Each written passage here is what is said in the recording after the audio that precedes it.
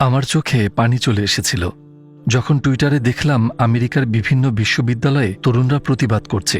দেখছিলাম আর আমার চোখ ভিজে আসছিল। কেউ নাস্তিক, কেউ ইহুদি, কেউ খ্রিস্টান, কেউ মুসলিম, সকল তরুণ একচ্ছত্রভাবে দৃঢ় পায়ে প্রতিবাদে যোগ দিচ্ছে। এটা শোনার পরেও যে আমাদের এই যুবকদের নাম দাও, যখন তারা গ্র্যাজুয়েশন করবে আমরা আমাদের কোম্পানিতে তাদের কোনো চাকরির সুযোগ দেব না। এমনকি বিশ্ববিদ্যালয়ের প্রফেসররা পর্যন্ত জানতেন যে তারা তাদের চাকরি হারাবেন, তাদেরকে বরখাস্ত করা হবে। তবুও তারা এই আন্দোলন বিরতিহীনভাবে অব্যাহত রেখেছেন গাজার সমর্থনে। আপনার মনে আছে 7 অক্টোবরের পর হার্ভার্ড বিশ্ববিদ্যালয় তাদের ডিনকে বহিষ্কার করে। ইয়েল বিশ্ববিদ্যালয়ের মতো একটি নামকরা বিশ্ববিদ্যালয়েও তাদের ডিনকে জিজ্ঞাসাবাদ এবং বহিষ্কার করা হয়েছিল। এত কিছুর পরও সেই যুবকরা দৃঢ়ভাবে গাজাকে সমর্থন করেছে এবং তারা তাদের অবস্থানে অটল এবং লড়াই করেই যাচ্ছে জায়োনিস্ট ইসরায়েলের বিরুদ্ধে। এটি আমাকে গভীরভাবে স্পর্শ করে। সম্মিলিত আওয়াজ, সেই প্রতিবাদী কণ্ঠস্বরগুলো এক হয়েছে, আর তাই প্রতিধ্বনিত হচ্ছে বিশ্ববিদ্যালয় প্রাঙ্গণগুলোতে। আমেরিকার বিশ্ববিদ্যালয়গুলোতে প্রতিবাদের ঝড় উঠেছে, আর তা বেড়েই চলেছে প্রতিনিয়ত। ওরা কলম্বিয়া বিশ্ববিদ্যালয়ে পর্যন্ত পুলিশ এনেছে, যেখানে তাদের নিয়মানুযায়ী পুলিশের কোনো প্রবেশাধিকার নেই। ফলে পরের দিন আরও 5 থেকে 10 গুণ বেশি তরুণ তরুণী সেই প্রতিবাদে অংশ নেয়। তারা যেন চিৎকার করে বলছে যে আমরা গ্র্যাজুয়েশন শেষে আমরা চাকরি পাবো কিনা কেয়ার করি না, সেখানে জুলুম হচ্ছে এবং আমরা কোনোভাবেই আমাদের ট্যাক্স দিয়ে জালিমদের অর্থের যোগান দেব না। এখন মূল প্রশ্ন হলো, কেন আমেরিকার মতো দেশে এত প্রতিবাদ হচ্ছে, যেখানে আমরা জানি আমেরিকা ইসরায়েলের সবচেয়ে বড় সাপোর্টার? আমি কিছু পরিসংখ্যান দেখেছি এবং আমি খুবই শকড সেগুলো দেখে। এ পর্যন্ত আমেরিকা ইসরায়েলকে কতটুকু সাহায্য করেছে সে বিষয়ে রিসার্চ করে কিছু তথ্য দেখেছিলাম। 2023 সাল পর্যন্ত ইসরায়েলের জন্য আমেরিকার মোট সহযোগিতার পরিমাণ $300 বিলিয়ন ছাড়িয়েছে। জানি এর পিছনে অনেক বড় শক্তি কাজ করছে, কিন্তু জনগণ এটি নিয়ে বিরক্ত। আমাদের ট্যাক্সের টাকায় তোমরা নিরপরাধ ফিলিস্তিনিদের হত্যা করছো। ভাই, 30,000-এরও বেশি মানুষ মারা গেছে এবং তাদের মধ্যে 70% নারী ও শিশু। তো সবার প্রশ্ন হলো, একটি শিশু মারা গেল কেন? আমি চাই না আমার ট্যাক্সের টাকা এমন কাজে লাগানো হোক। আর আমেরিকার নিজেরই তো বড় বড় সমস্যা রয়েছে। গৃহহীনতা, মানুষজন রাস্তার ধারে ঘুমাচ্ছে, স্বাস্থ্যসেবা অত্যন্ত ব্যয়বহুল, তেমনি রেন্টের সমস্যা, বিনামূল্যে শিক্ষার কোনো ব্যবস্থা নেই এখানে, অনেকেই প্রয়োজনীয় শিক্ষা থেকে বঞ্চিত। তো আমাদেরই তো এত এত সমস্যা। কি করছো তুমি আমাদের এই ট্যাক্সের টাকা দিয়ে? আমরা প্যালেস্টাইনের নিষ্পাপ শিশুদের হত্যা করছি। কল্পনা করুন, আমি একটি কফি কিনলাম, তো সেই ট্যাক্স দিয়ে কি করা হচ্ছে? পরোক্ষভাবে সেই ট্যাক্স কোথায় যাচ্ছে? ইসরায়েলের পক্ষে সাপোর্ট রয়েছে, তো এটি ইসরায়েলে গিয়েছে, আর সেখান থেকে বুলেট ছোড়া হয় আর একটি নিষ্পাপ ফিলিস্তিনি শিশুর হৃদয়ে আঘাত হানে। 30,000। 1 মিনিট দাঁড়াও, আমাদের নিজেদের অপরাধী মনে হচ্ছে। এই চিন্তা থেকেই ছাত্রছাত্রীরা প্রতিবাদ করছে, আর তাতে কোনো বাধা আসলে তাদের দল আরো ভারী হয়ে উঠছে। এই ভিডিওগুলো আমাকে প্রচণ্ড নাড়া দিচ্ছিল, চোখ ভিজে আসছিল। আমি বলছিলাম, এটিই তো মানবতা, এটিই তো বিবেকবোধ। বিবেকসম্পন্ন মানুষ যারা রাস্তায় নেমে প্রতিবাদ করছে, এটি মোটেই সহজ নয় ভাই। গাজায় 78,000 মানুষ আহত হয়েছে, যারা হাত, পা কিংবা চোখ হারিয়েছে।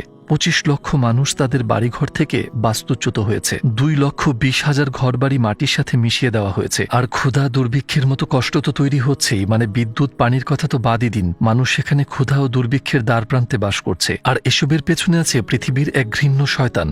অন্যদিকে ন্যায় বিচার চাওয়া লোকদের দেখে সবাই ভাববে, এটা কি আদৌ সম্ভব যে সূর্য পশ্চিম দিক থেকে উদিত হচ্ছে? আমরা যা শুনেছি সূর্যের পশ্চিম দিক থেকে উদয় হওয়া সম্পর্কে, এর অর্থ কি এমনও হতে পারে এটি কি রূপকার্থে ব্যবহৃত? বদিউজ্জামান সাইদ নুরসি তার এক রচনায় বলেন যে অটোমান সাম্রাজ্য তার গর্ভে একটি ইউরোপীয় রাষ্ট্র ধারণ করে আছে, একদিন এটি সেই রাষ্ট্রের জন্ম দেবে। মনে হয় তিনি ইউরোপকে বলতে ইউরোপ এবং আমেরিকা কি বুঝিয়েছেন। ইউরোপও তার গর্ভে একটি অটোমান সাম্রাজ্য ধারণ করে আছে, একদিন জন্ম দেবে।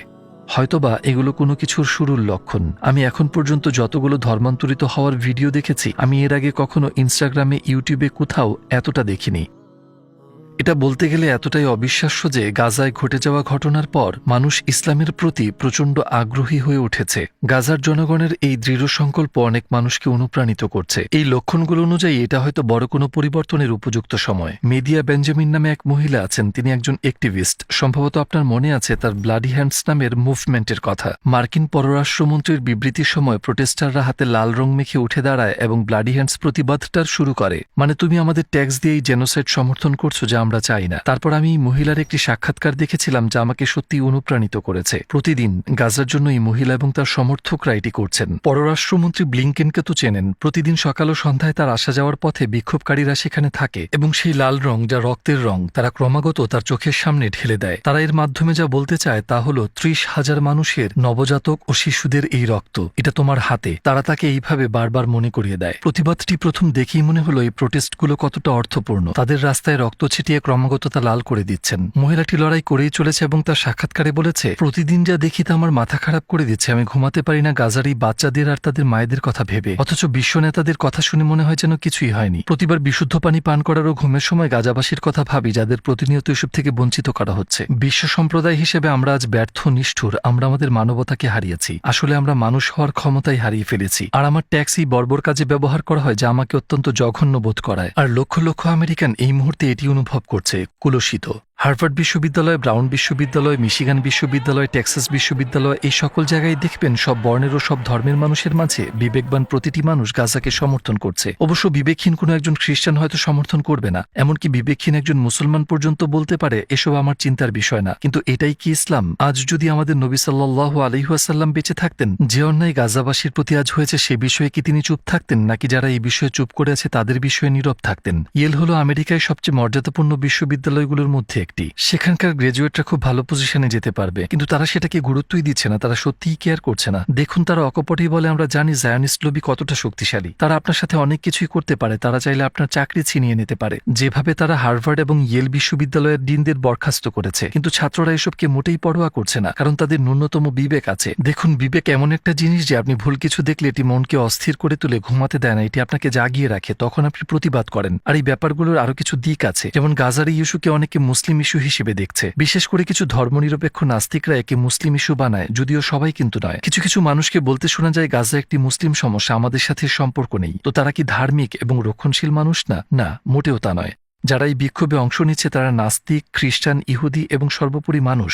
আপনি দেখতে পারছেন আমি কি বলছি? এখানে এক প্রকার অস্বস্তি কাজ করছে। দেখুন, ইয়েল ইউনিভার্সিটিতে যখন তাদের গ্রেপ্তার করা হচ্ছে তখন তারা কিন্তু হাসি মুখেই বের হচ্ছিল। এই ভিডিওটি আমাকে ভীষণভাবে নাড়া দেয়। তাদেরকে পিঠের পেছনে হাতে হাতকড়া পরানো হয়েছিল, তারা হাসছিল, লোকজন হাততালি দিচ্ছিল। তাদের সাহসটা দেখুন ভাই। ক্যারিয়ার, পৃথিবী কিছুই পরোয়া করি না আমরা। আমরা বিবেক বোধ সম্পন্ন মানুষ। উদাহরণস্বরূপ, হাতকড়া পরিহিতদের একজন মুসলিম ছিল, আর নামাজের সময় হওয়াতে সে সেই অবস্থাতেই নামাজ আদায় করে এবং এরপর তারা সেনেট ক্যাফেটেরিয়ায় ঢুকে। আপনারা তো দুর্ভিক্ষের কথা জানেনই, তাই না? কিন্তু তাও সেনেটের লোকেরা ভালো খাবারই খায়। তারা বলে যতক্ষণ না গাজায় মানুষজন খেতে পারবে ততক্ষণ আমরা তাদের থেকে চোখ সরাবো না। Palestine will be free. আর সকলে মিলে ক্যাফেটেরিয়াকে ঘেরাও করে। ফিলিস্তিন মুক্ত হবে, আমরা গাজাকে ভুলবো না। ফিলিস্তিন মুক্ত হবে। এখানে কমলালেবু, ফলমূল, খাবার সবই আছে। কিন্তু আপনাদের কৃতকর্মের ফলে গাজায় মানুষ অনাহারে দিন কাটাচ্ছে। তারা বলে আমরা গাজার জন্য এখানে আছি ও তাদের জন্য দোয়া করি। আমরা দোয়া করি যাতে গাজায় খাবারের ব্যবস্থা হয়। বোমা নয়, বরং খাবার। গাজায় খাবার না যাওয়া পর্যন্ত কংগ্রেস ও তার কর্মীরা আজ খাবে না। অন্যদের কথা জানি না, তবে এটা কি আপনাকে নাড়া দেয় না? তাই যারা মানবিক কেবল তারাই স্বীকার করে হ্যাঁ এটাই মানবতা। এমনকি হলোকাস্ট থেকে বেঁচে যাওয়া একজন ৮৮ বছর বয়সী বৃদ্ধা বিক্ষোভে অংশ নিয়েছিলেন। এই ৮৮ বছর বয়সে তিনি বললেন, আমি এখানে আজ এসেছি কারণ গাজার শিশুরা আজ যে ঝড়ঝাপটা পার করছে তা ছোটবেলায় আমিও অনুভব করেছি। ১৫,০০০ শিশুর এই হত্যাযজ্ঞের কোনো মানবিক ব্যাখ্যা নেই।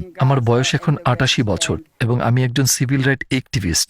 এখানে খুবই ইন্টারেস্টিং বিষয় হলো, আমেরিকায় ওহাইও বিশ্ববিদ্যালয়ে, ও হ্যাঁ, ওহাইওতে স্নাইপার গান লাগানো হয়েছে। পুলিশের কঠোর হস্তক্ষেপ রয়েছে। তারা বিশ্ববিদ্যালয়ের দর্শন বিভাগের প্রধানকে পর্যন্ত হাতকড়া পরিয়েছে। সেখানে পুলিশেরা অসম্ভব বল প্রয়োগ করছে। মানে হচ্ছেটা কি ভাই? এই স্টুডেন্টদের কাছে বন্দুক নেই, কিচ্ছু নেই। আর এটা একটা বিশ্ববিদ্যালয়, স্বাধীনতার জায়গা, কিন্তু স্বাধীনতায় বাজেভাবে হস্তক্ষেপ করা হচ্ছে। তবে এখন পরিস্থিতি উল্টো মোড় নিয়ে শুরু করেছে। মানে মানুষ জেগে উঠতে শুরু করেছে। এসব কি হচ্ছে? এই বিষয়ে এত কঠোরতার রেস্ট্রিকশন কেন? তারা কি কারণে ইসরায়েলকে অন্য দেশের চেয়ে বেশি সমর্থন করে? তাদের কাছে ইসরায়েল এত গুরুত্বপূর্ণ কেন? দেখুন ভাই, মুসলমানদের নামাজের সময় হয়ে গেলে তাদের নামাজ পড়তে হবে, কিন্তু লোকেরা যারা সম্ভবত মুসলিমই না তারাই পুলিশকে বাধা দিচ্ছিল যাতে তারা নামাজ পড়তে পারে। তারা বলছিল লেট দেম প্রে, তাদের ছাড়ো যাতে তারা নামাজ শেষ করে দোয়া করতে পারে। এটাই সবকিছু বলে দেয়। একদিকে জনগণ ব্যারিকেড দিচ্ছে, অন্যদিকে পুলিশ চাপ দিচ্ছে। মনে হচ্ছিল পুলিশরা নামাজিদের উপর মার্চ করা শুরু করবে। ভাই, এই লোকদের কাছে কোনো বন্দুক বা রাইফেল নেই, এমনকি এরা সন্ত্রাসীও না। তাহলে সমস্যাটা কোথায়?